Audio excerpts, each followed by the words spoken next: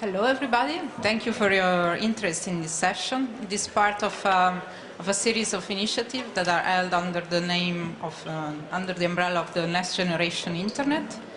It's a European Commission-led initiative, and in this series of events, we are trying to gather different stakeholders who have different perspectives around the internet, and how we can try to, let's say, oppose a more European kind of approach to the data extractive Silicon Valley one.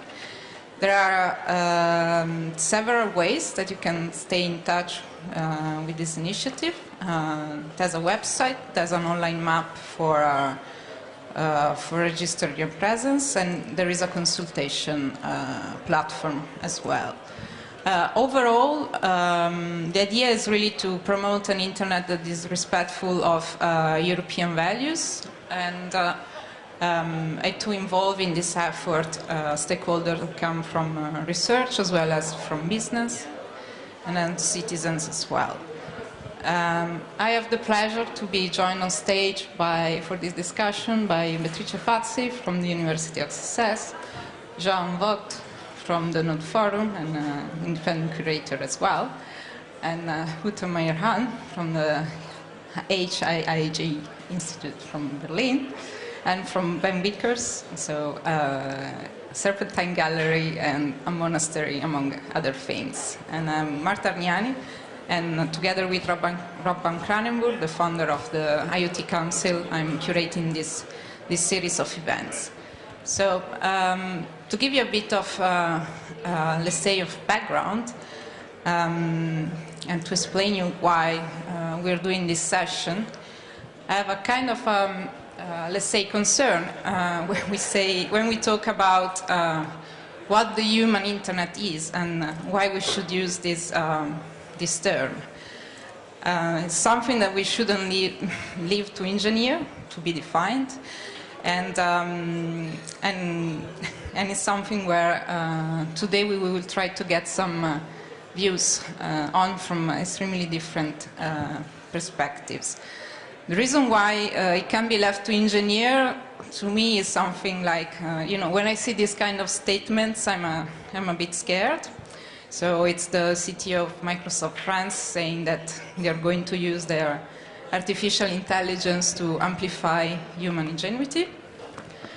I think this is kind of the face of it, and probably the well, not probably, but certainly the reality is something that was more, that was admitted with more honesty by the former head of artificial intelligence at Badu and Google Brain project director Jeanne.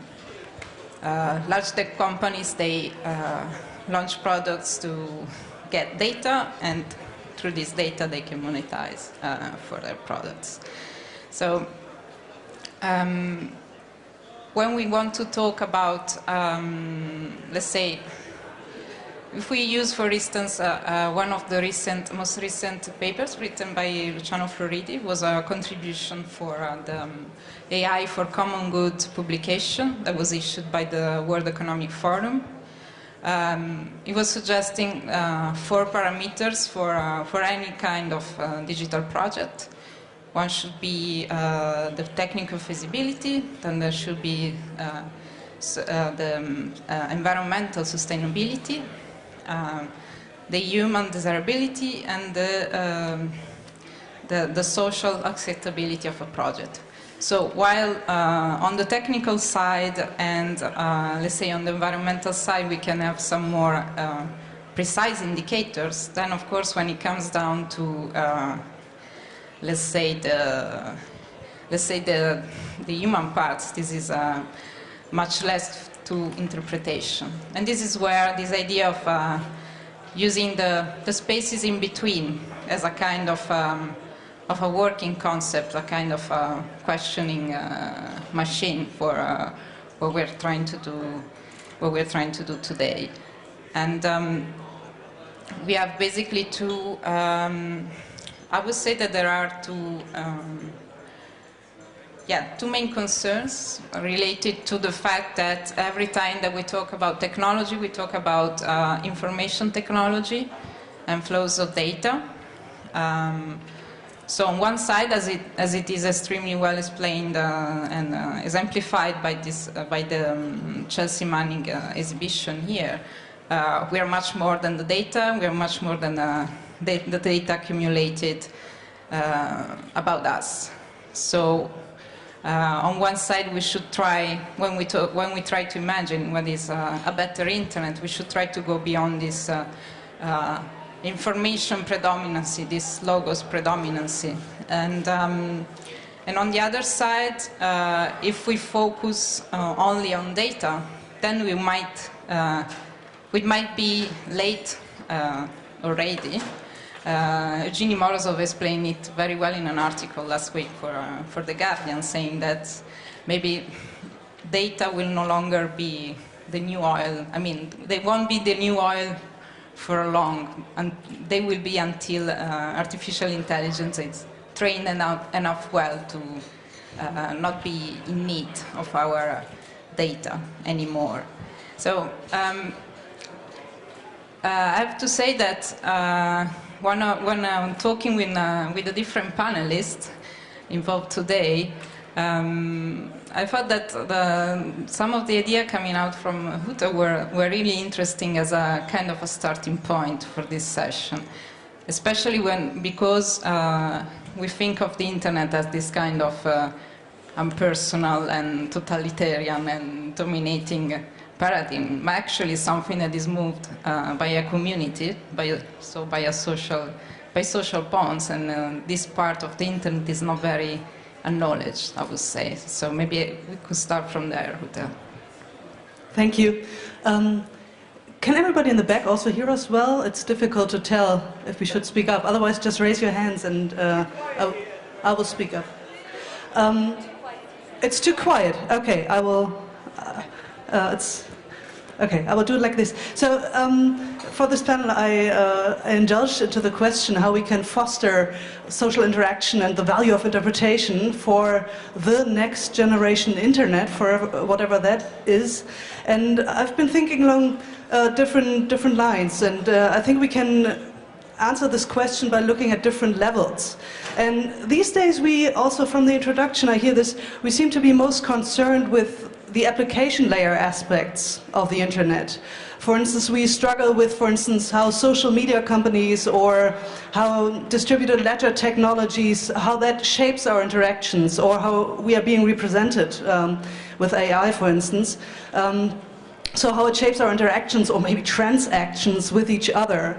And I would say that for the internet, something is true that is also true for for other infrastructures, and that is that in the course of time, with the last 2 decades, public attention has shifted from the infrastructure itself to the uses that this infrastructure permits or doesn't permit. But for this moment here, for this panel, I'd like to step back just a little bit and revisit what is often called the network layer at the core of the internet. Because contrary to what many people might expect, that is a space that is full of interpretation and that is full of interaction, social interaction between humans. And I'd like to highlight that here because I think it deserves attention, also preservation, and also because this space allows for activities that very often are in favor of the good of the internet.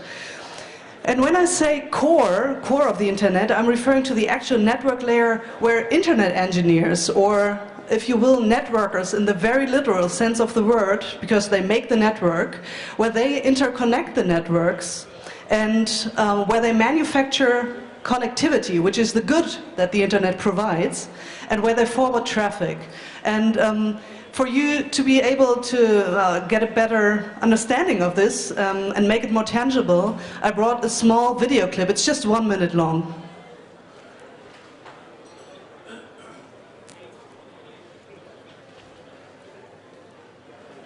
And we need the sound. Sorry, we need the sound. Can you just stop it and restart?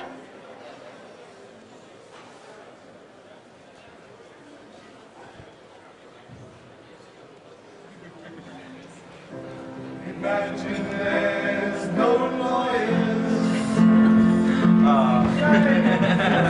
It is hard to do. Nothing to show deep here for. And no contracts to. Imagine all the hearing, sharing runs in peace. You may say I'm a dreamer, I'm not the only one. I hope someday you'll join us, and the world will hear us one. So this video was recorded at a conference organized by the European Internet Exchange Association, and the event was hosted by four or several internet exchanges, namely the IX Leads, Links, and LoanUp they are called.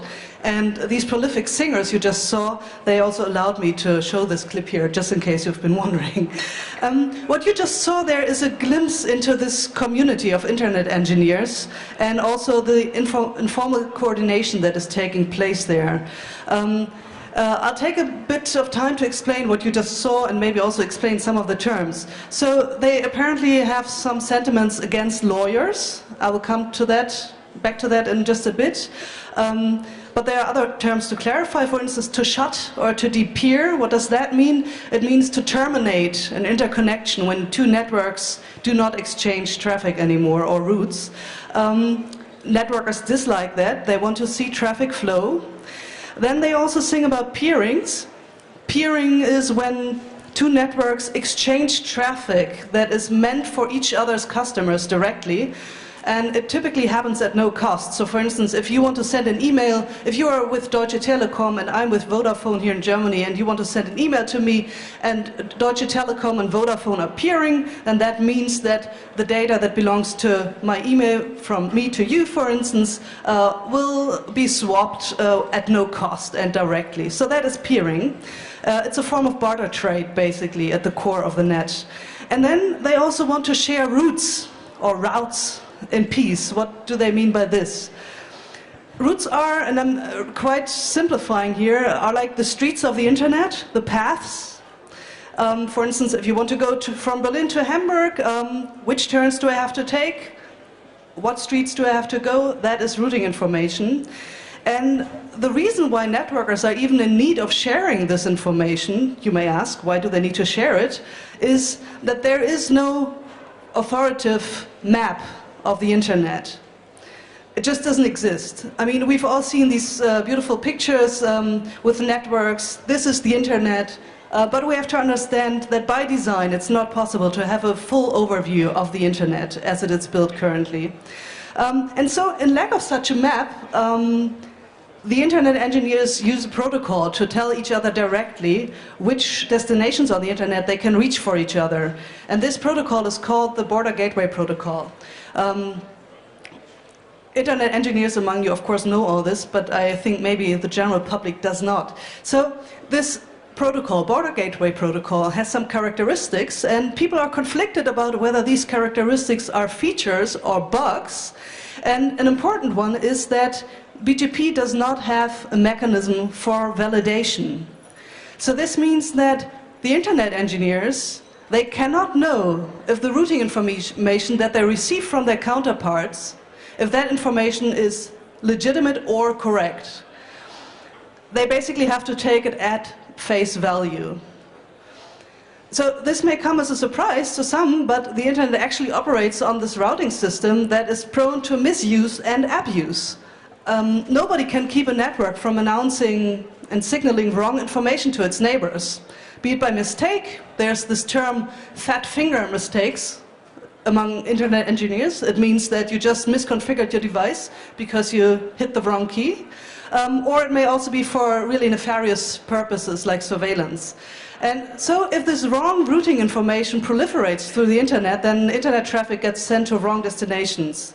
And internet engineers have to deal with this feature bug characteristic of BGP every day. Mistakes also happen all of the time. And they do that, for instance, by mobilizing personal trust relationships. So internet engineers that regularly work together, and it's important to note that they do this even though very often they are competitors. So these companies, they represent companies and they may be competitors and operate for profit, but the engineers, they cooperate. Because really, just for the system to exist and for all of these companies, frankly, to have a product, these competitors have to cooperate. And this type of cooperation, to take you a little bit into this world, very often takes the form of back-channel communication. For instance, imagine there's lots of connectivity somewhere because of a natural disaster, because of 9/11, because of just unusual routing announcements. And then these networkers will virtually gather, not literally, but virtually gather and try to identify very often and interpret the problem together. Because remember, nobody sees everything. They have to interpret it together. So you will see conversations like, hey, I see network X is announcing routes that belong to network Y. Do you see the same? Is the announcement legit? No. Does anybody have the mobile number of the engineer in charge at network X that can call him and tell him to stop announcing that wrong information? And in the meantime, let's de-peer, let's shut our routes with that network to isolate it and prevent damage from the rest of the internet and the routing system. So internet engineers work together in this highly informal way, and they do it all the time, and mostly us internet users don't take any note of it. And I like the way of thinking of it, that it's like a social network that is underlying the internet as a network of networks. And finally, let me just briefly come back to that apparent disdain of lawyers. Lawyers and contracts in this world are associated with formalization, and frankly with transactions and the economic world of transactions. And this is very much at odds with this informal way of doing things that many networkers like and how they like to arrange interconnections, even if there's a commercial value to it. So just recently a survey, a very large survey, global survey, has confirmed that up until today, more than 99% of all peering relationships are based just on a handshake agreement. No contracts, just informal agreements. So what these networkers in the video bemoan, what they dislike, is not lawyers as such and their existence, but more so this eventual formalization. There's pressure of that currently at the core of the net. And they dislike that because it is at odds with this multifaceted and actually difficult to measure techno-social relationships that these people have with each other. And to wrap up, what we currently still have, that's the point I was trying to make, is something like a social network of internet engineers who act very often also in a shared understanding of the internet as a common good. Practically, the actions may differ, but many share that idea that connectivity is a common good and that this is of value.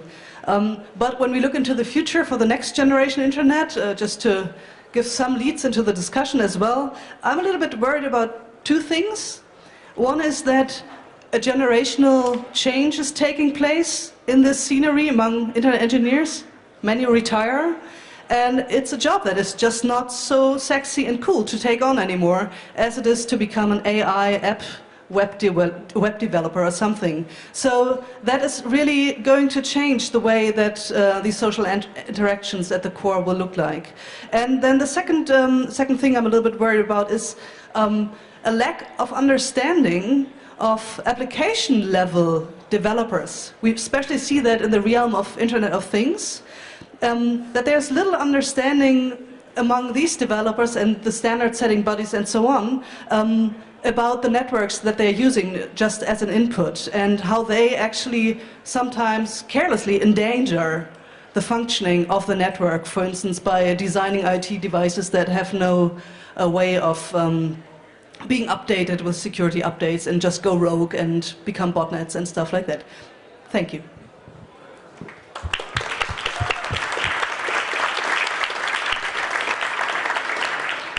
Thank you. It was a very interesting point of view, especially if we think of how we're pushing for blockchains everywhere, and then we have the internet, the formal network being regulated by handshakes. That's a pretty interesting point of view, and I think it kind of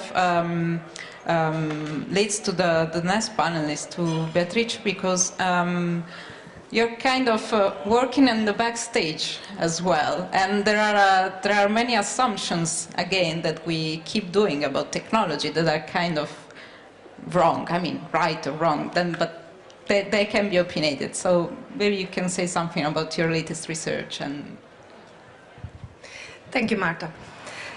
Yeah, if Uta brought us the level of the network, I want to go at the level of the computational. So my proposition for the next generation internet concerns the way in which we can talk and think about computation.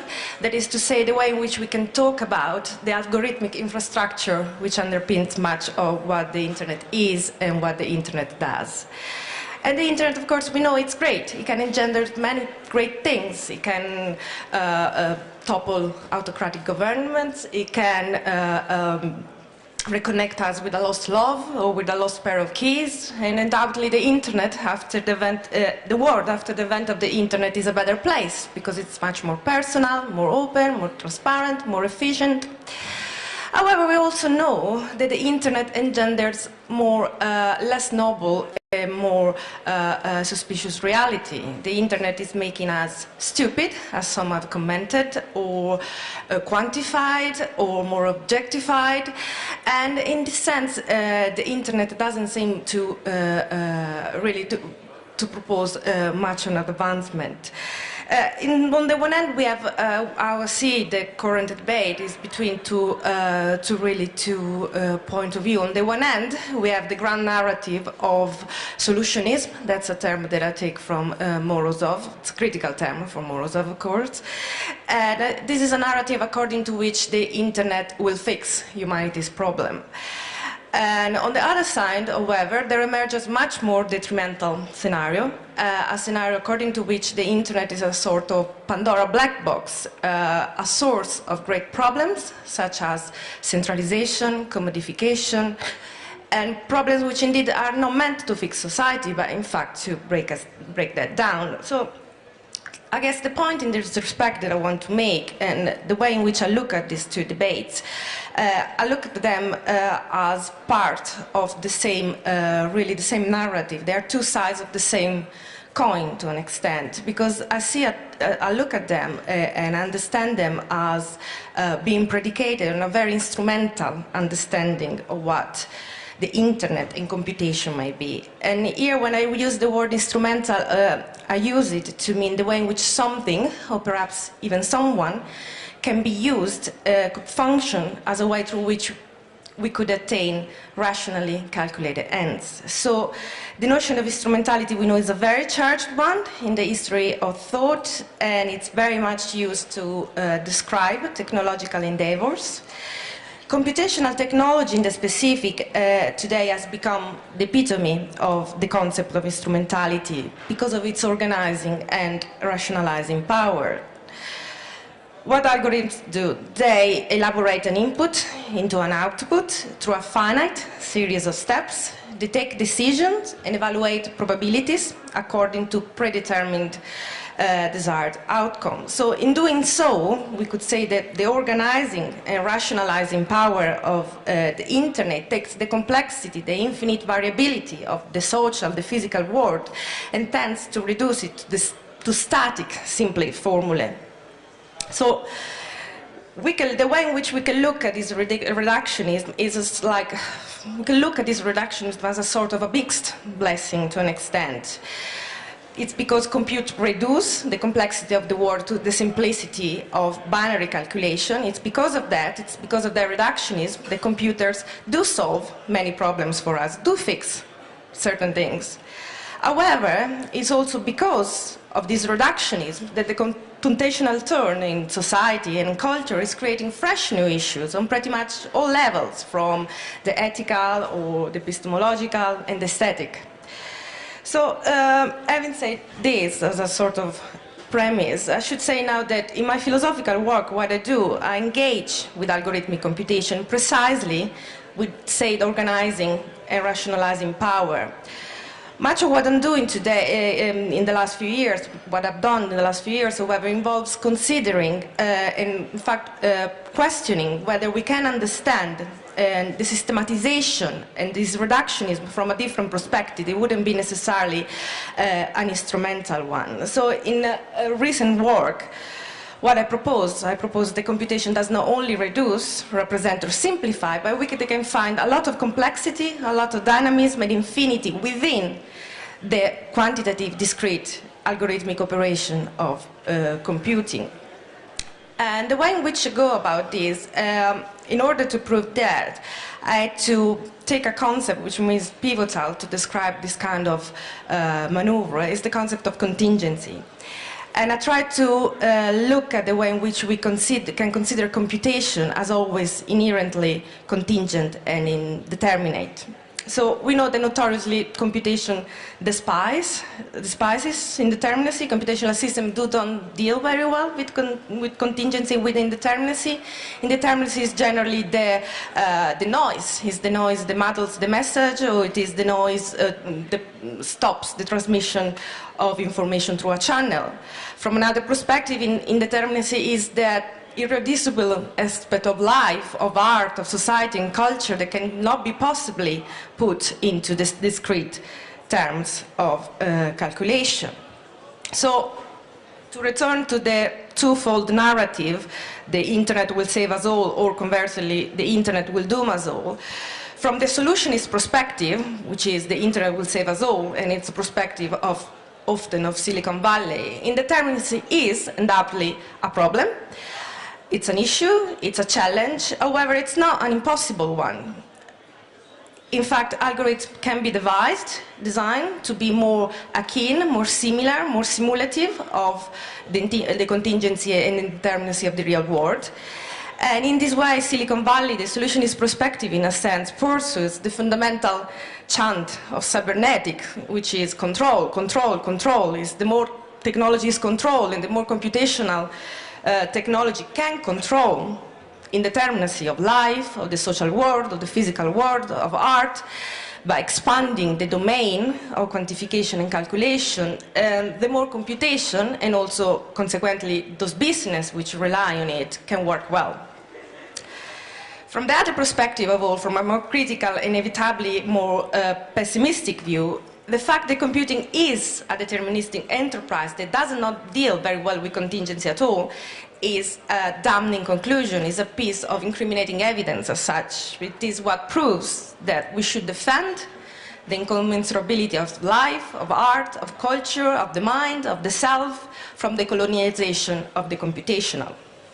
So, having now said that, I can go back to my proposition, to what I try to do with the concept of indeterminacy in computation, and I should say they address this notion from a different perspective. In fact, rather than investigating how computation can, the computational system, computational procedure can ever encompass the many variabilities, mutabilities of life, the living and the lived, what I try to do, I try to look at the way in which computational procedures themselves are predicated on much indetermination.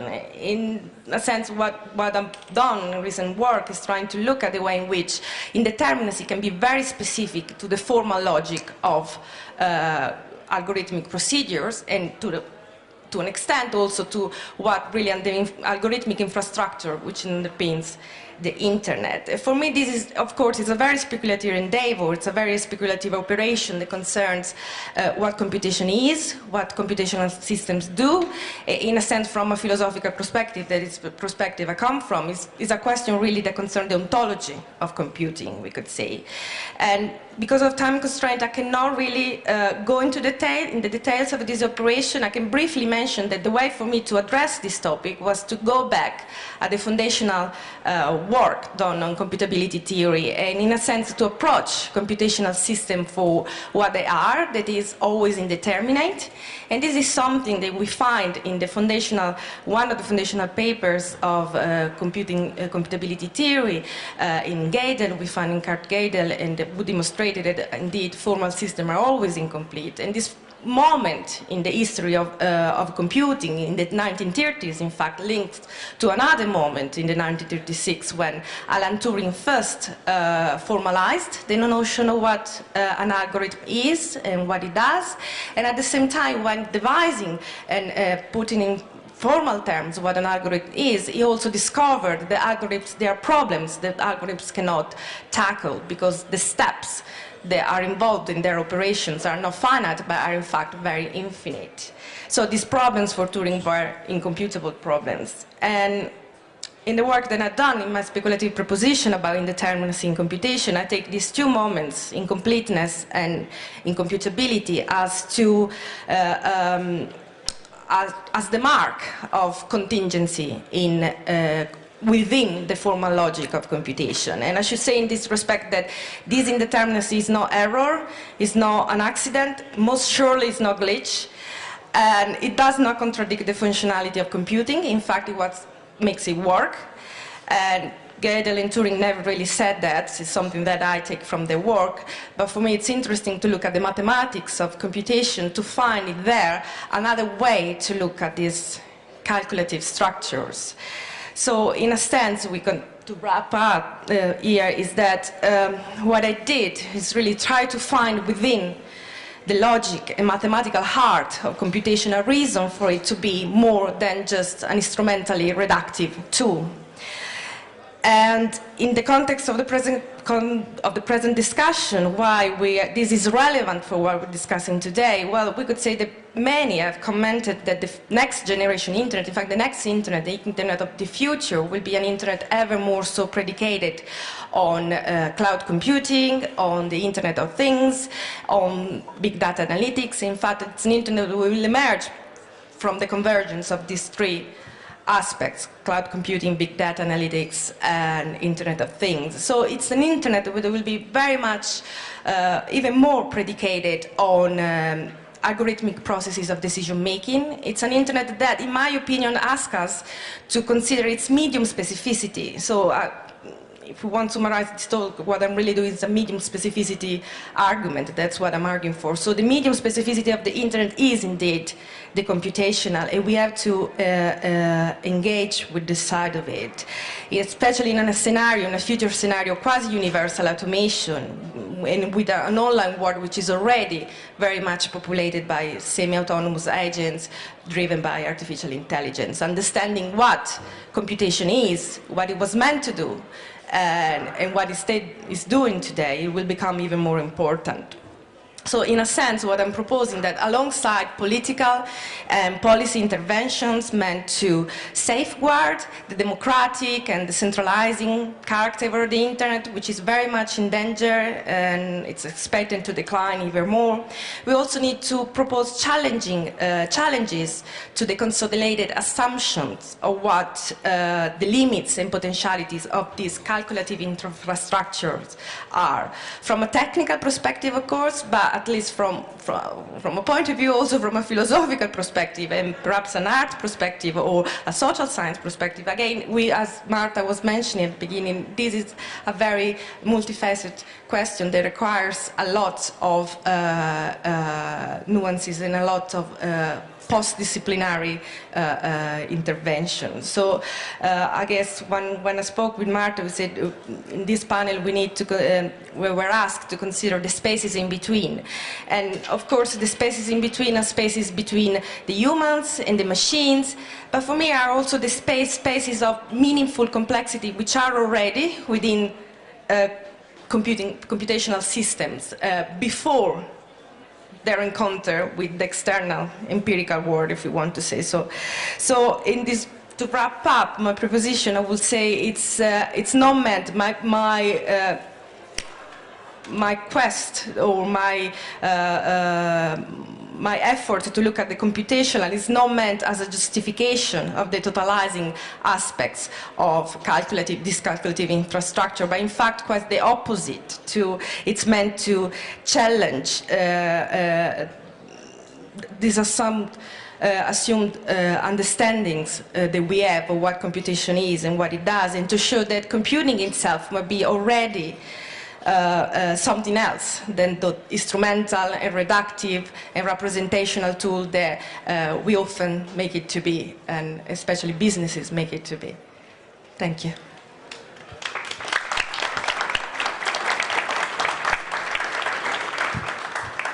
Thank you, Beatrice.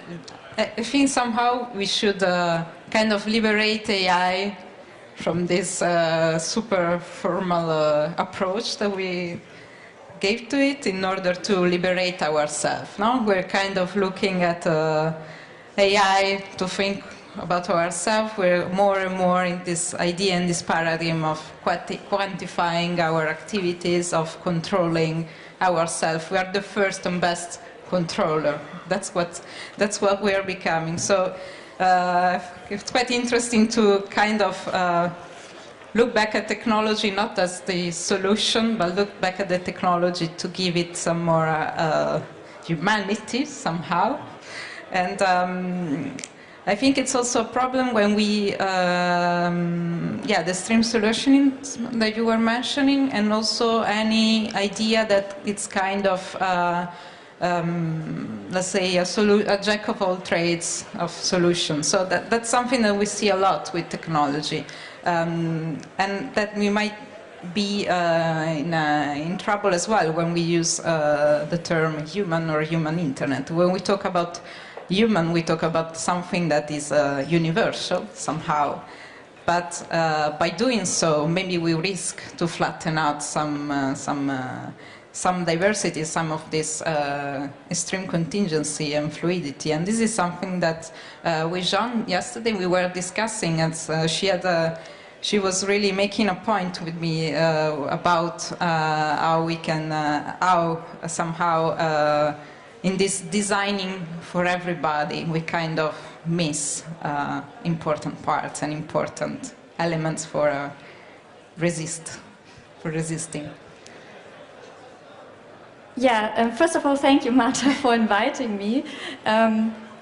Actually, to say once more, I'm naming myself an independent curator. So it's actually something else that Marta is asking me about, and that came up yesterday in our conversation, in which I usually try to hide.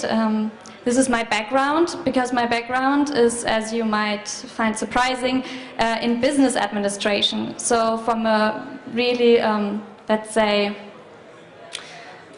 hands-on, pragmatic kind of studies, I went to rather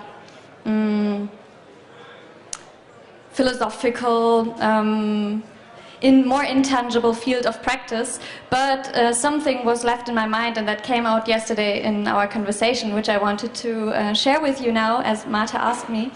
Because, of course, going through the studies of business administration, I went through a strong indoctrination in terms of pragmatism, in terms of efficiency paradigms, and this pursuit of a value added, and key performance indicators and whatnot, and return on investments. So I sort of have in my mind this design paradigms and paradigms for how to create a startup, how to create a business model that for example, for me being here also at Transmediale ever since I'm coming here, makes or leaves a certain pragmatism and maybe lack of utopian spirit in myself. So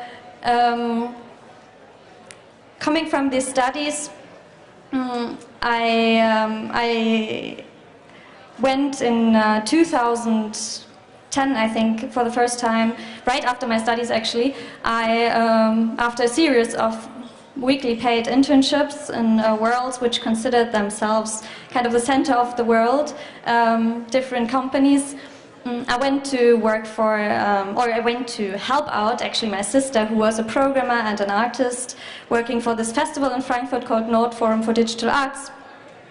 I went there to help out because I was good at organizing stuff.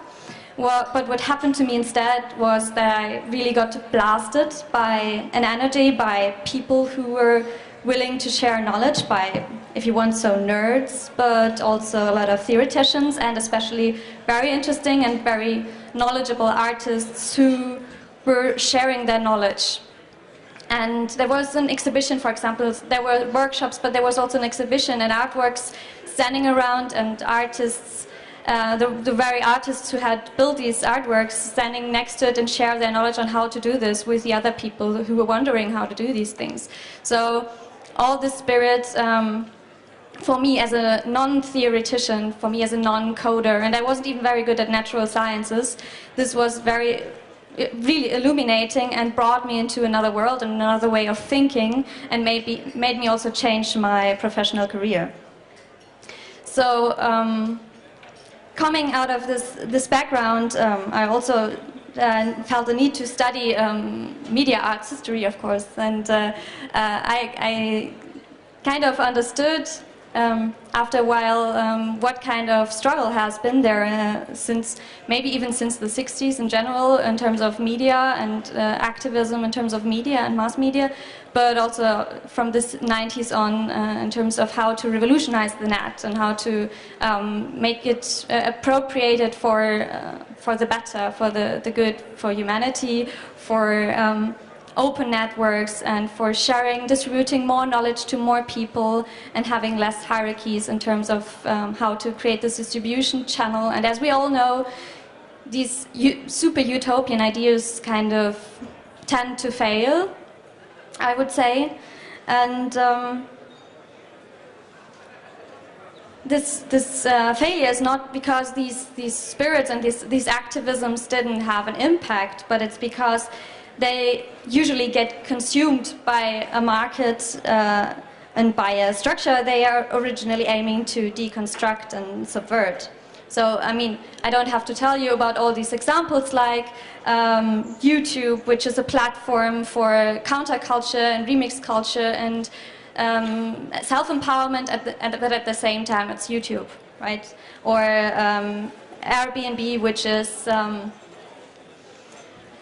making millions on the back of a rhetoric of a sharing culture and whatnot. Or, I mean, yesterday Françoise Verger had a really nice example about Dior and Bulgari entering the Me Too debate through distributing accessoires to people who were standing on stages, women especially, of course. So, I mean, there is some life cycle for good ideas, which I would maybe call it a life cycle of good ideas, and these ambivalent relationships we are seeing there kind of probably make a dialectic of this mass medium, because in this life cycle we have this good idea, we have a company which sees it, and there's probably some people here in the audience which really make good notes and create a startup out of this idea, and who are we to say this is a bad idea? And so I would say there's sort of a necessity there, or something that we probably can't change, and that's the pragmatism I was talking about earlier, my very own pragmatism. And there is of course also a design paradigm which says, okay, if you want to make something that functions for many, and this is a bit, an answer to what also Beatrice said regarding the mechanisms of, how did you say it? I noted it down somewhere. That I put a marketing perspective on what you say. Of course, these kinds of design paradigms always tend to shape the interface, the product that needs to come out in a way that it's limited, because it has to reduce complexity, it has to serve for many, and it's usually also a Western perspective that is on these products and on these platforms and on these ideas. And solutions in the business industry come with compromise. They come with, if they want to serve for the masses. And we want also the nice, sleek, smoothly running service, no? So we are ourselves stuck in this dichotomy between wanting to not buy the next MacBook, but loving its handy, quickly running interface. So, and I'm very much there myself, and I'm still discussing with my sister whether I should buy that MacBook or a PC. And in the meantime, I'm having a really bad, shitty computer, which makes me take twice the time for anything I do. Whatever. So, from my studies, and that's now, I'm coming to the point I actually want to make. From my studies, I have these actually very good friends that work at some of these big companies we're all the time criticizing, the ones with G, F, and so on and so forth. And friends, very close friends who work in these PR departments, who are rolling their eyes at me when I tell them the things we are discussing here. Who are like, yeah, come on. Like, they consider it a conspiracy theory. They are being pragmatic as well. For people at these big enterprises, it's just something they have to, the PR department has to deal with, and maybe which could serve as a greenwashing rhetoric if they use it and apply it in marketing strategies. And there's no awareness of the need of these conversations. They even sometimes talk at me as though I was naive.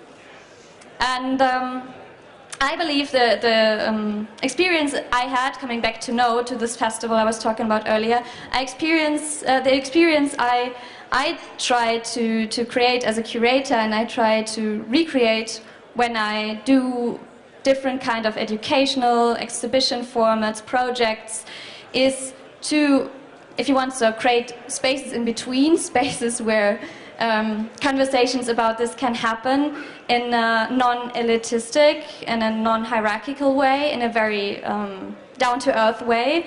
And I think that inviting artists can be in a continuous conversation, negotiation of these terms, can help maybe also to have this conversation with my management friends at these big companies. So what I would like to suggest is to, instead of waiting for the big utopias to happen through activism, to apply or to create a culture in the meantime of creating the next generation internet.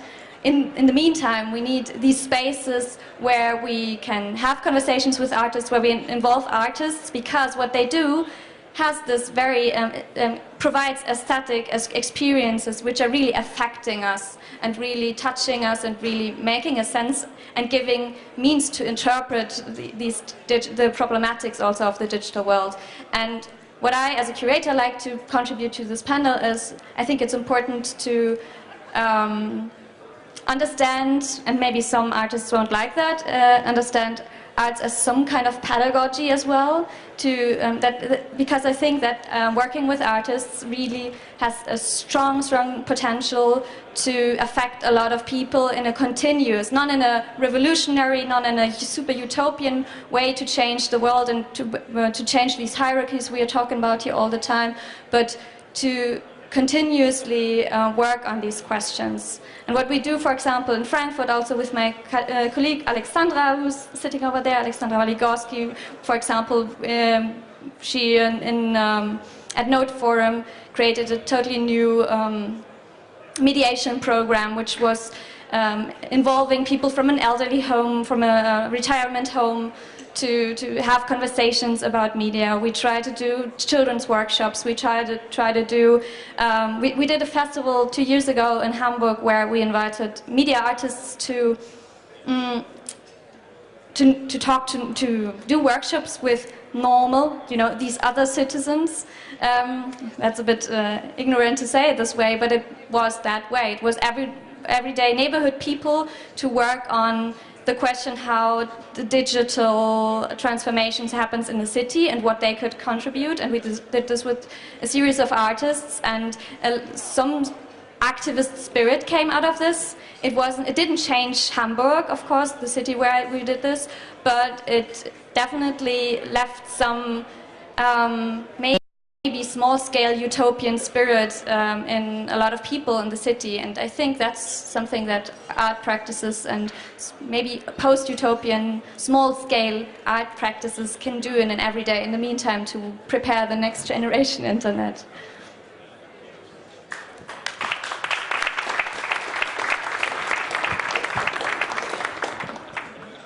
Thank you, Jeanne. That's a kind of that's always the tricky question, the tricky problem when you have to do something that implies different disciplines.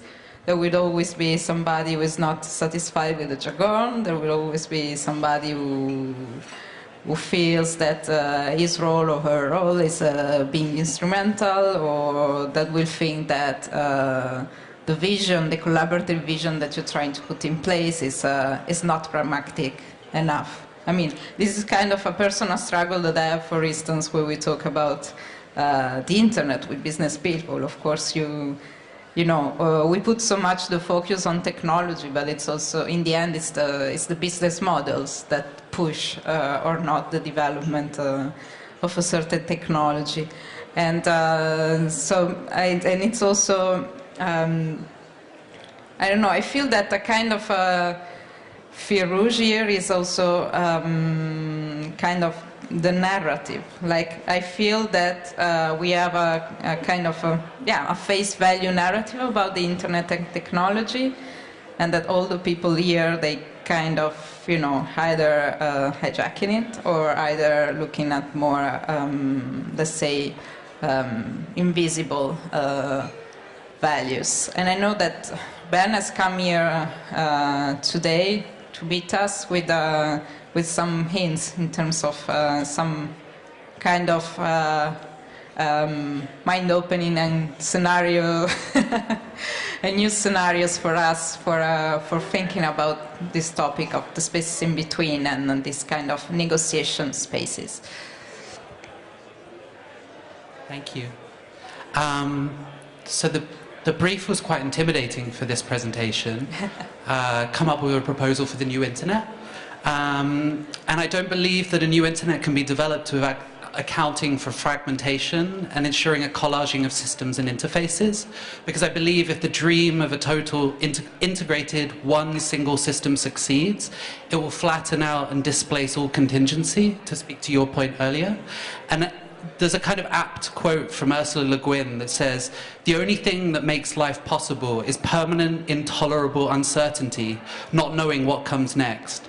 And so for this presentation, I wanted to share briefly 3 vignettes of interactions with socio-technical systems from my own personal life. So one, this one's called Encrypted Breathwork. In 2016, at a hackspace in Mumbai, a young technician and yogi versed in the yogic discipline of pranayama worked together over the course of 14 months to develop a piece of hardware capable of measuring advanced competence in the practice of ancient breathwork. Pranayama being a combination of Sanskrit words, prana meaning life force, and ayama to restrain or control the prana, implying a set of breathing techniques where the breath is intentionally altered in order to produce specific results.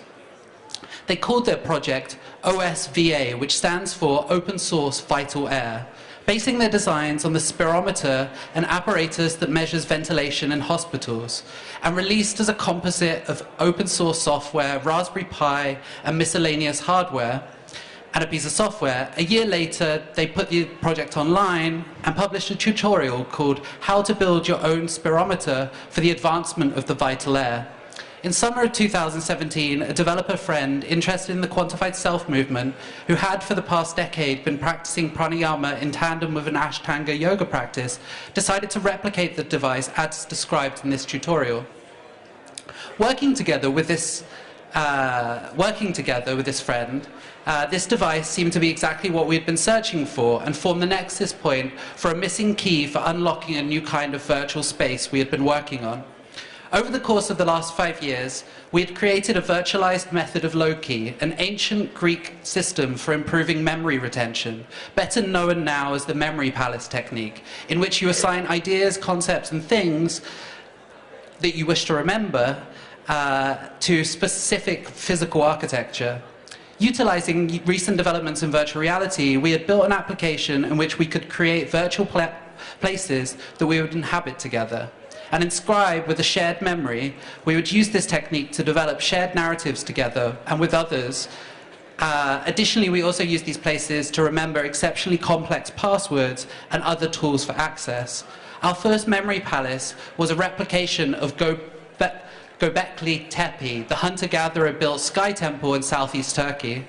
As a part of this work, we created a novel system of security, whereby each of us kept local copies of the 3D structures running exclusively on our machines, whilst we connected to each other through a headless server that maintained no copy of the 3D space itself, preventing anyone snooping our connections from seeing the way in which we utilized the private virtual space or the shared narratives we were building together. The Vital Air device was, for us, the missing key, capable of verifying individuals' physiological ability to perform breathwork, which requires 5 years of practice. We were able to create, with the aid of encryption and special software based on Vital Air, a series of memory palaces that could be unlocked and accessed online only by those versed in the discipline of pranayama. 2. Underground hardware. Last month, I received an email from a company I've been advising, reporting that they were pivoting away from their work in blockchain database development to form a new entity called Dark Matter, a tokenized online marketplace for data on the blockchain, intended to feed future AI products. The email was an invitation to participate in a pre-sale for their international coin offering at a discounted rate. Keen to take advantage of this investment opportunity, I scheduled a visit to the Safety Deposit Centre in Mayfair in London that stores my hardware wallets. Arriving at the centre, I presented my passport to the security team and passed my card over the RFID scanner, giving myself access to the lower floors. Descending the staircase 3 floors underground, the console on the lowest floor scanned my face and then took a copy of my fingerprints, unlocking the door and giving me access to the safe room. Upon entering the safe, I go to my lockbox 1337, I unlock the box with the only copy of the key, and I take the box to a secure room. I load up my laptop with an offline version of crypto wallet software, and I take from the lockbox a steel plate containing the first 12 words of my recovery phrase and a USB hardware wallet. Inserting the wallet into my laptop, it prompts me for a PIN number to unlock it. Navigating to the offline transaction section of the software, I insert the address of Dark Matter and generate a transaction. It spits out a block of random numbers and letters. I copy this to a text file on my computer, place everything back in the lockbox and return it to the chamber 1337, and then leave the center. Walking round the corner to the nearest coffee shop, I connect to their Wi-Fi and I switch on my VPN. I load the Block Explorer website, copy and paste the text generated in the secure room underground to the Block Explorer site and click Broadcast Transaction. After a few seconds, it switches to a confirmation transaction page and indicates that it will take 30 hashes until the transaction is confirmed. I close my laptop and I leave the cafe. I send Dark Matter an SMS via Signal to let them know that I made the transfer. 3. General purpose shrine technology. I don't think I have enough time to explain this one. Suffice to say that it's a technology I'm creating that utilizes augmented reality and blockchain to create a new kind of shrine that can be placed anywhere on the planet. And a special software license that is open to individuals but charges organized religions for its use based on the number of believers it has. So just by way of conclusion, if none of this made sense to you, then I can paraphrase. The majority of the technical systems we have built and continue to build are as fragile as glass. They do not see in terms of deep time because for the most part, they are developed by the same subsection of society, yet they affect everyone. As these systems meet matter and are inevitably forced to co-evolve and foster symbiosis with more ancient pools of knowledge and traditions, we will likely see strange hybrid forms of socio-technical belief systems emerge. And this, depending where you stand, is a good thing, because it ensures a space for contingency, a role for bodies and skin, rather than a brain on a stick just waiting to be uploaded to the matrix. I do agree with the website phrase, resilient, trustworthy, sustainable, should be fundamental concepts for a new internet, but I think that we have very, very different understandings of what these words mean, and that the prevailing engineering and policy expertise that often overshadows a plurality of approaches that reach much further back in time, as well as setting stronger foundations for the future, is not necessarily the best way to build a new internet. Thank you very much.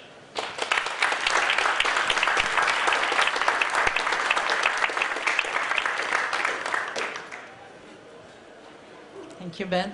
I really would like to open the floor for any questions or interventions, so that it doesn't become just us talking between us. If you have any curiosity, any point that you would like to make or to add to the conversation.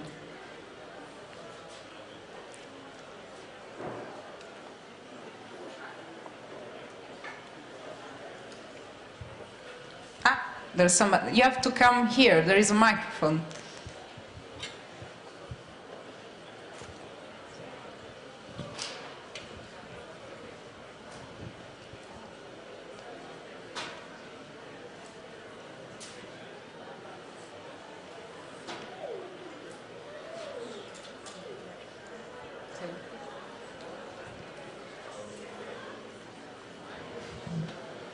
Okay, that was a long road. Yeah, sorry, it was a long journey. I was struck by the way the term contingency recurred across the different talks, particularly between Beatrice and Uta, and perhaps the different ways in which we might think about contingency in relation to the next generation internet. So on the one hand, contingency in relation to computation and indeterminacy, and on the other hand, the very pragmatic ways in which elements of internet routing that you might think would be automated or in fact have to be dealt with via contingencies have to be dealt with by human actors. So peering arrangements have to be organized by engineers using a back channel and so on. So I wondered if you could maybe just speak a little bit to that, to the different ways in which we might think about that contingency at work in the next generation internet.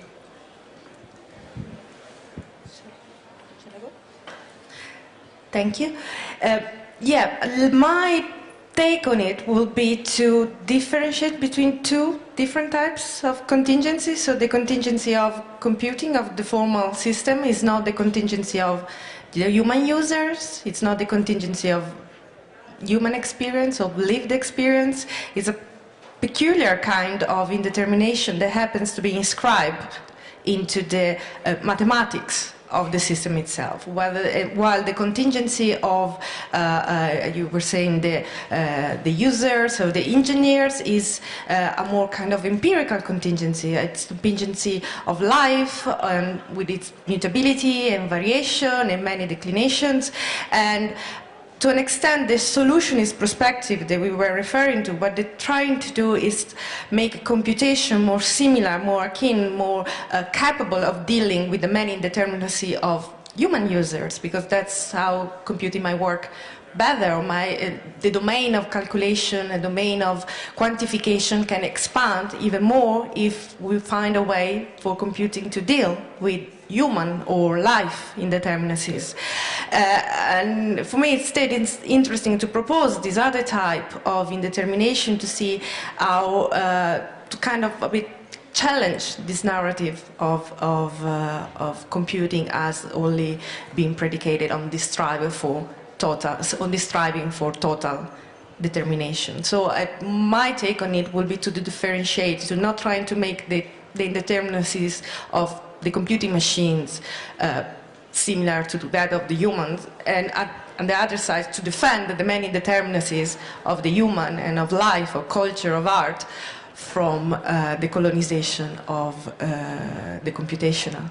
But I don't know how other takes on that. Oh, it's off? Ah, now it's... I didn't hear all parts of the question, but so I'm giving a contingent answer a little bit.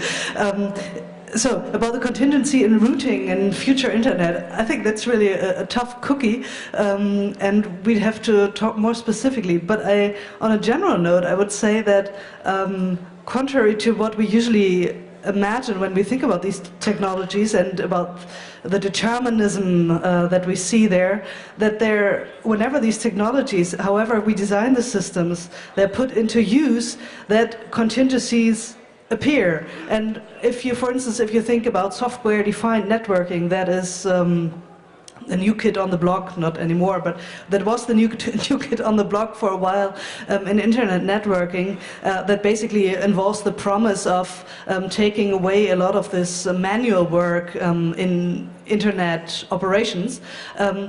Even there, you have new contingencies and new boundary zones where humans need to be involved and where it's always unclear what has happened and where things are not going to be determined. So I hope that was some kind of an answer in the sort of right direction, but I'm happy to discuss later as well if you want to meet me afterwards.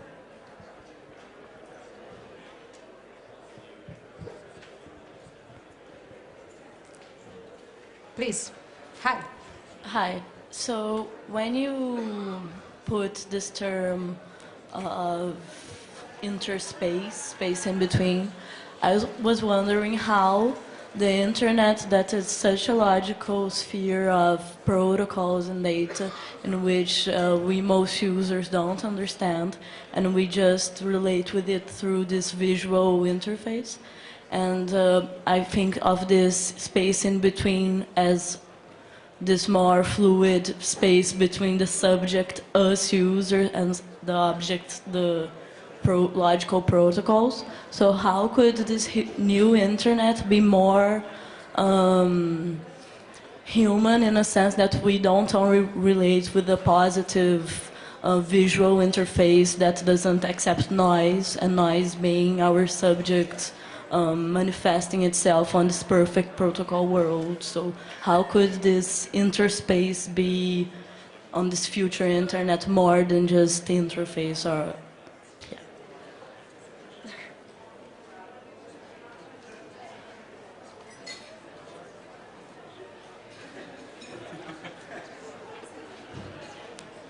My short answer would be become a maker, right?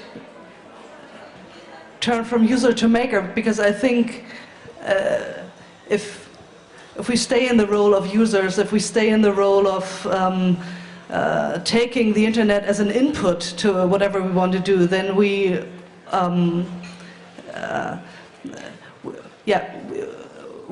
that is not really an empowerment for the relationship between us and that technology if we just take it and use it for other things. So my advice would be to involve yourself in internet design, really. Sorry, that's not really a good question, but it goes along the lines of if you want to influence something here in this information technical age that we're living in, then start learning how to code, not because that's going to be your prime expression, but because it gives you a level of emancipation in the interaction with that world.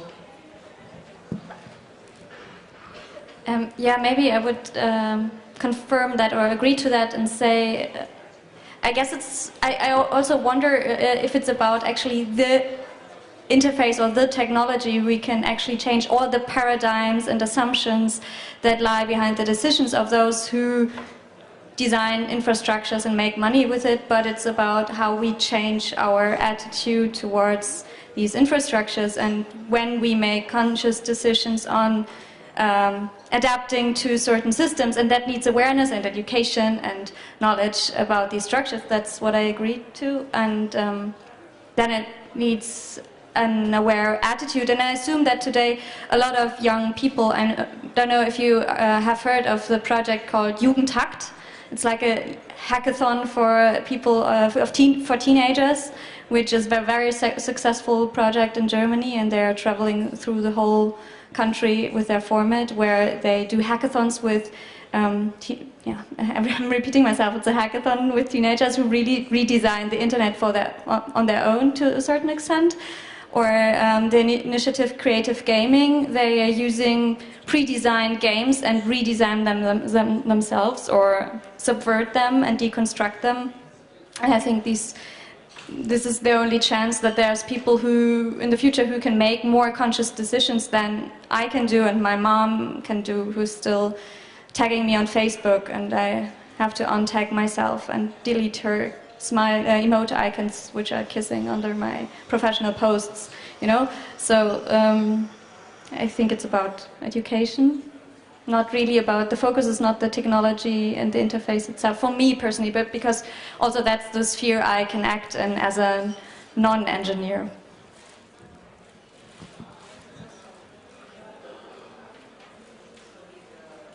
Role, thank you.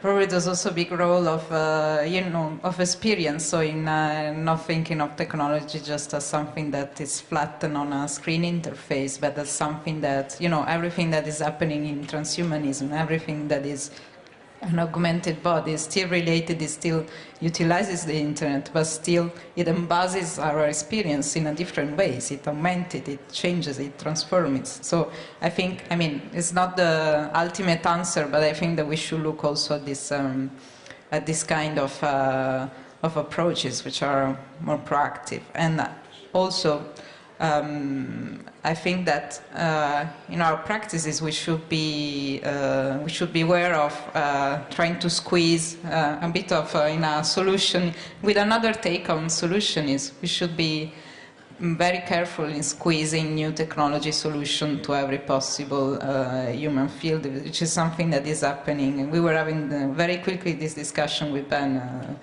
before about this idea that we are kind of blockchainizing everything. So we're putting, we're trying to apply blockchain in every possible discipline, and maybe there are some things that is better not to put on a blockchain, or that need that sort of, let's say, fluidity and that can be completely tracked and just locked away.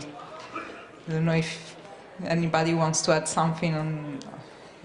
I think that this idea of making everything a transaction is a big, big danger that's going on at the moment.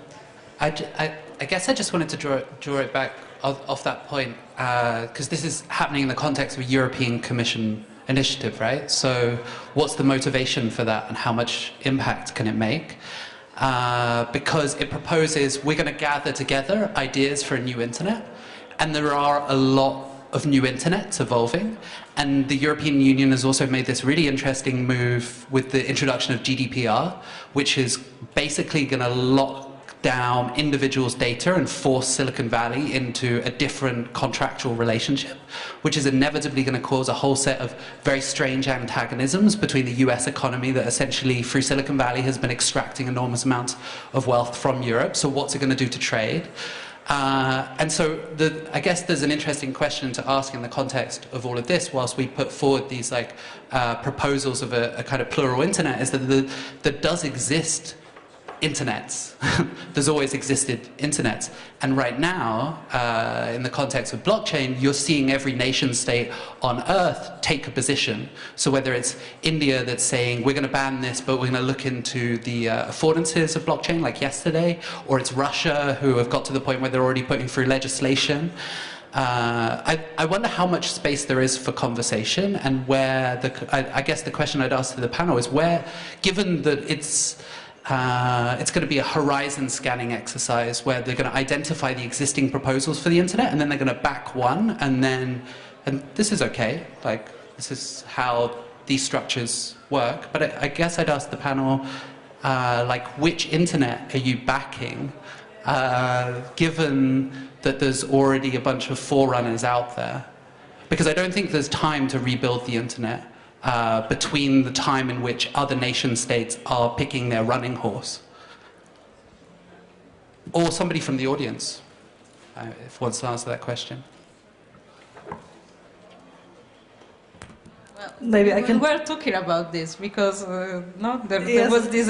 How can we, if we had to rebuild it? There are from zero. There are actually a lot of projects out there, a lot of potential new ways to redesign the internet. Yeah.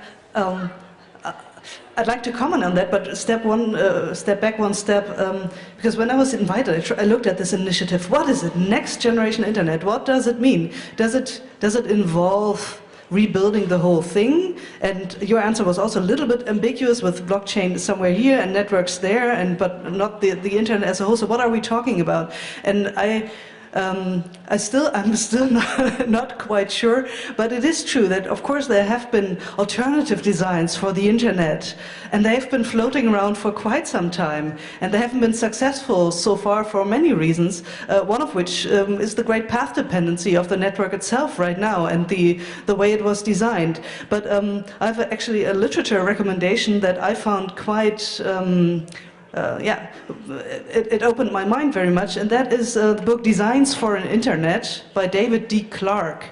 I'm not sure if it's published yet, but pre-publication PDFs are out there. You can find it online, Design of an Internet.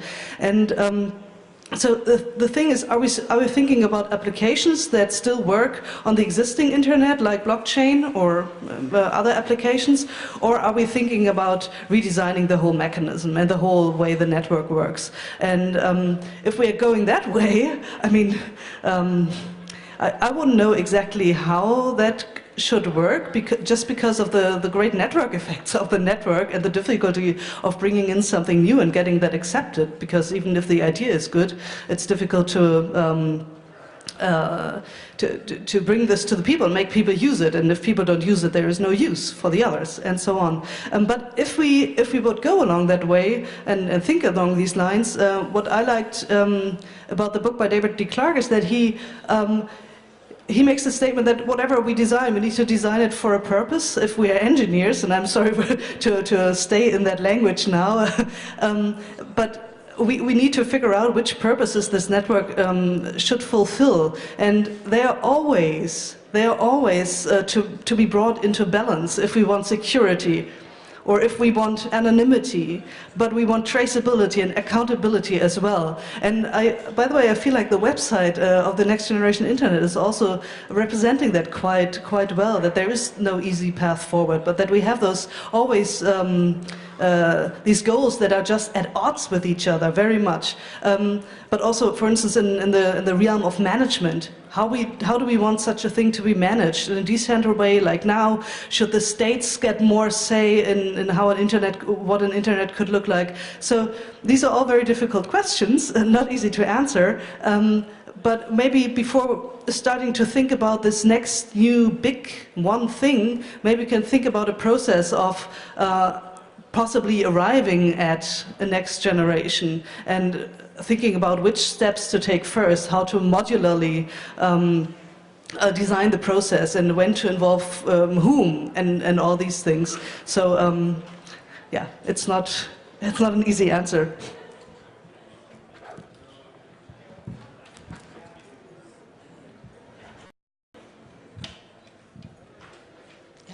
That's the hardest question ever. That's also why we are having this kind of events, because it's really, you can have an ambition, you can have that you want to preserve some values, but then the implementation is what will change everything.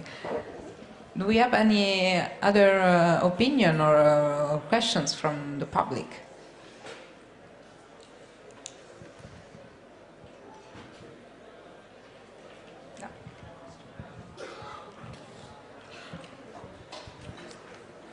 So regarding what you said about how do you think about this? So just now you were mentioning, like, maybe for the future next generation internet, you encourage people to learn to code or this kind of stuff, but, and also you're saying engineers need to be practical when they design certain stuff or this kind of thing. However, like, I'm just wondering, when you think about those resources, it's not really even for every country. And also the engineers, like, who are those majority of the engineers? And for some like ethnicity or that cultural background, and are they designed for themselves or are they designing really with an understanding of a, I don't know, it's like more inclusive.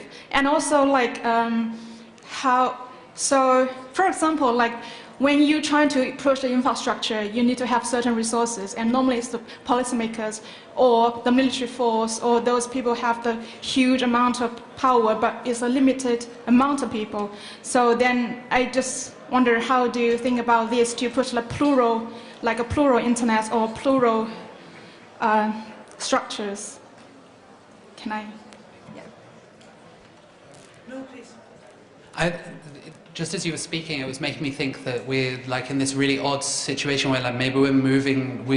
People have talked about the balkanization of the internet back into the kind of nation-state structure, and it's already the case that China has very much like taken this approach. And I don't hold like I think we've spoken about this actually. Like I don't hold that kind of like typical Western view over what a Chinese internet represents. But this in thinking about this project now, this is a move to I guess the balkanization of the internet, because if you want to maintain what and I feel really awful being the British person saying a European perspective, because actually, obviously, what's happening in the UK sucks, and it's a small, horrible island, so that should sink into the sea. Obviously, I think that, but the nation-state model, or the extension of kind of a kind of European superstate, which is happening, and I'm not necessarily against that, but I fear for the logic of its extension into the infrastructure of the internet, and what that proposes by the very like participation in envisioning a set of European values proposes like a destruction to a universal infrastructure that's never really existed, but in an ad hoc way. What I was saying before was maybe alluding to this question of resources. Whilst certainly, like, I know that everybody's really nervous about blockchain, and there is no doubt the blockchain is going to be one of the worst things to ever happen to humanity. It's happening, and that's kind of the bad news. But it also opens up an interesting scenario in which a very, very small group of people in society have amassed the amount of wealth necessary to build things like intelligence agencies, like nation states, and it comes from the libertarian rhetoric of like buying islands and stuff like that. No doubt some people will do it in a kind of failed project kind of way, but it does still got this kind of utopianism that I don't think is like present in the interests of kind of nation state and super state projects, and I think there's a question to ask when we're thinking about where you're going to ally because that's basically the choice. You can ally with the big five, you can ally with emergent superstates, or you can ally with like blockchain libertarians, but there aren't really, though. I guess those are the horses I'm saying that are in the race, and it is kind of where you put your energy. Sorry. To an extent, for me, it's also interesting to challenge the terminology, the next generation internet, like it's starting from the assumption that the old generation has died, the old internet has died. It hasn't, probably it's never even been born fully. And so in that respect, yes, it is a challenge. And to return to the question that Ben asked us, what kind of internet would you want in the future? I don't have a single answer for that, but surely I would like the internet to remain a quite contradictory space in this, a quite paradoxical space, and I do agree with Uta that, of course, a certain technical literacy, a certain like reappropriating the means of production to become makers, it's useful certainly, but perhaps also it's necessary a certain conceptual literacy, in the sense that if we might be old makers, but if what we do is creating apps, reiterating the assumption that the internet is just apps, then it defeats, I guess, to an extent, the point. So in that respect, I will say that, yeah, I would like the internet to remain quite contradictory and paradoxical, and it's even more difficult in the scenario that Ben so eloquently described.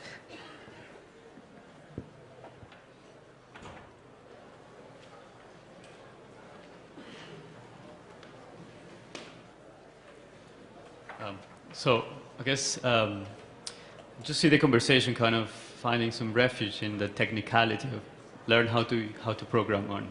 You know, if you get the means to control the kind of the language, then you might contribute to the conversation. So it sounds like pretty much this really good book, Program or Be Programmed, Douglas Rushkoff. But I think I just really have a question: is do we really have any say in this when actually internet has become, it's not just this nebulous thing that happens up in the sky or in the oceans, actually. There are corporations who control the access points. We just saw in the US recently this big controversy of internet neutrality. And it feels like there is not so much we can do while we're talking, because on the other hand, there is this technical kind of force really taking advantage and developing their own sort of solutions that benefits them. So I guess my question is really, are there any possibilities? Do you dare to maybe speculate a little more of an alternative to the internet outside these access points, meaning the network, Vodafone, the internet protocol, or the holders of these protocols? Is there any room for something else?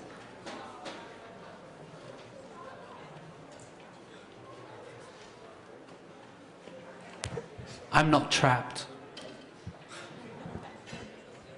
I'm not trapped. I mean, I think, yes, it is a systemic problem at global scale. I think that, like, some of the things that I was trying to point to as kind of examples of places that you can go.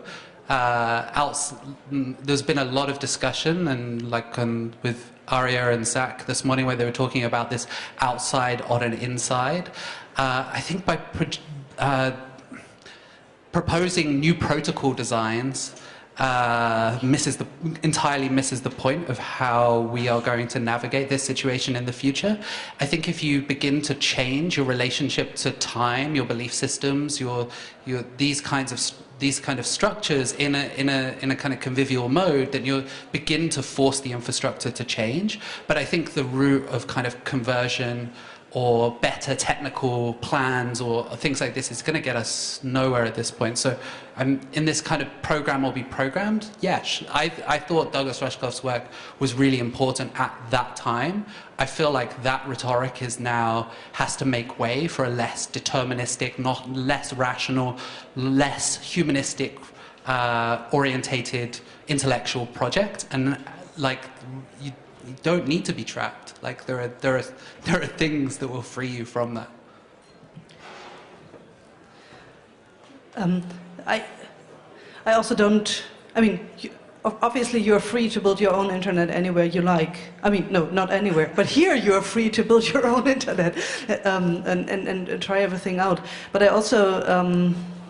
I'm not super optimistic that is a good solution or anything, but I also don't share, I feel, your assessment when you say, well, we had net neutrality discussions and it doesn't lead us anywhere. But it did. Net neutrality discussions in the US led to the implementation of net neutrality, and now it's a political fight, obviously. Now it's being abolished possibly again, but people are up on the streets fighting for it. And similarly, I would argue that in Europe we've seen kind of like an isomorphism, or at least the European discussions for net neutrality have been backed very much by the existence of this concept and the implementation into law, or not into law, but into this FCC order in the US. So I do think that it very much makes sense to engage in existing political net policy debates. Also, the data protection regulation in the EU that you were just mentioning, I mean, it's an example of an extraordinary effort and success, I would say, in many regards, despite the many difficulties around it, by European populations, by people who live here, to drive this forward. And namely, I mean, especially the person who especially Jan Albrecht at the European Parliament, who really did great work there. So basically what I'd like to say and emphasize is that just because all seems to be so path dependent, there's still many net policy decisions waiting to be decided upon, and it's on us to get engaged with that, and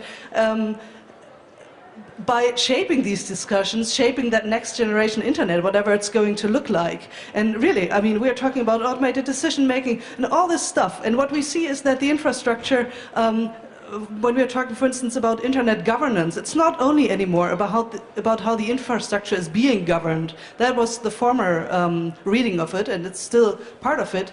But internet governance by now also means that the internet is being used to govern, and we can have a say in that. And if I may add one more thing, I feel like there's a more recent development around new access technologies, Internet of Things, and how the Internet is developing more around the edges, not so much the core that I was talking about. And I'm observing that nation states are very much taking this as part of their digital policy initiatives. I also think we are seeing a little bit of a shift of internet policy to the term of digital policy. And digital policy is a nation state thing. It's, I mean, IoT initiatives, there you can look in Germany, there are great programs to foster IoT companies and stuff like that. But what that also implies is that the idea of the nation state and internet governance, digital governance, is being enlarged. Whereas in the old internet governance field, you had these ideas about a multi-stakeholder setup and governance between private actors and civil society. And if you go to the internet governance fora, you would see the representatives of governments having to wait in line, in the same microphone line with ordinary people to have their say about internet governance issues. But so the shift towards digital policy is latently, I believe, also a shift in the direction of more nation-centric internet development, digital policy development. And yeah, I mean, you talked about fragmentation. That's an expression of that, I would say. Sorry, we have to... Time is running out, but I would really like to thank you for joining me in this effort that, as you see, is kind of complicated to find what are the right nuances, where should we push for, how can we feel more empowered also in all this process. So if you want to stay in touch, you can go to ngi.eu, is the website of the project, or you can get in touch with me directly, and we will try to keep this conversation going on in future events, and we will try to bring this more post-disciplinary kind of approach to internet, so that it doesn't stay in the hands of the engineers only. So thank you very much, and thanks to all the panelists.